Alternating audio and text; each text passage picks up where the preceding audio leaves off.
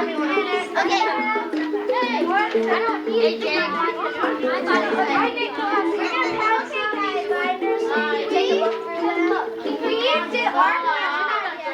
208, 301's trying to talk. We did our class project on the Democratic Republic of Congo.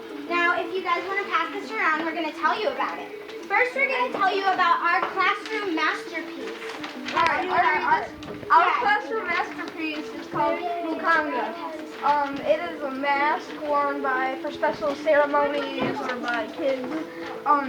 The artist was somebody in the Western Kasai region. We don't know the exact person. And some things that represent it are the monkey fur represents leadership, and the shells represent wealth and currency. Okay, now, this is part of the art too. We've got these African cloths. And then if you look over here, this is a Congolese painting over here. This is the special Congolese painting. In Congo, they paint on cloth, and they use a special paint to make the paint. They look they get the paint from soil,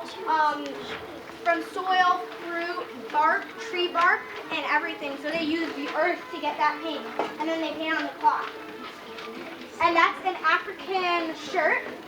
And then now we're going to talk about the music you hear, so we can turn that up a little. Okay, the title of the song is called Quick as White, and it's from the composer Kasai All-Stars. So the Kasai All-Stars are made up of almost 25 different ethnic groups. They all came together to make this music. And the cool thing about this music is that it's a mix between the electronic instruments we use today and the instruments they use in Congo, such as finger pianos and double bells.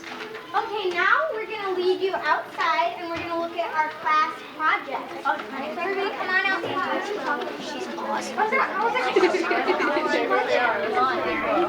You guys learning stuff? Yeah. Yeah. Enjoying it? This is your book. Yeah. Wonderful. Let's go find out what's going on outside. Okay, now if you guys look over here, these are some of our class projects. We researched everything: food, languages, flags, culture, geography, music, art, fashion, and history in Zaire. Here is the board that I did. It's about art, fashion, and facts. Here is some art. They use masks in Congo. Masks are a big part of Congo. They use it. Masking ceremonies take place at special events or important times. It's crop harvest, tribal initiation, coming of age, celebrations, or preparations for war and times of peace. And then these are some Congolese fashions. Women in traditional dress. These are what Congolese schoolgoers wear to school. These are children in their church clothes, because most children there go to church. These are children in everyday clothing, and these are Congolese dancers. And believe it or not, this is the traditional Congolese hairstyle. So they have those braids sticking out of their heads. So those are the traditions. Now Nick is going to talk about the foods and languages of Zaire. So this picture right here is a picture of ginger cookies, and I have a bag of them right here that I made. And Nobody can have any. they have a lot of flour in them, and that makes them rise. And when you cook them, they're all about like this thin. They're really thin, and then they blow up really big. And so, How long do they preserve? they preserve for about like 2 months. Or like That means they stay good, like you can still eat them for about 3 months, 2 months. And the main language in Zaire is French. And on this paper right here, we have some words in French and their meanings. And so, yeah, if you want to take a look at that.